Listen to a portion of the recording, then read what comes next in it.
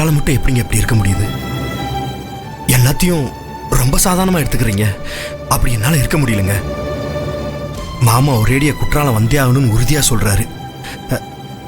எனக்கு ஒன்றும் வீட்டோட மாப்பிள்ளையா வந்து மாமனார் ஊர்ல வந்து செட்டில் ஆகுறதுன்றது கௌரவ குறைச்சல்லாம் கிடையாது.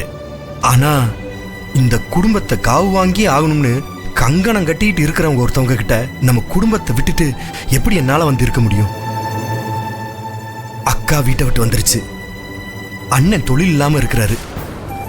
இப்பதான் பூஜாவுக்கு பெரிய பிரச்சனைக்கு அப்புறம் கல்யாணம் ஆச்சு. எந்த பிடி இல்லாம இருக்கிற அப்பா அம்மா இப்படி எல்லாரும் கலங்கி இருக்கிறப்போ, இப்படி ஒரு சூழ்நிலையில இவங்க எல்லாத்தையும் விட்டுட்டு என்னால எப்படி நிம்மதியா ஊர்ல வந்து இருக்க முடியும்? அதே சமயம் வகுத்துல குழந்தைய சுமந்துட்டு இருக்கிற உங்களையும் கஷ்டப்படுத்துறதுக்கு எனக்கு மனசு இல்லை.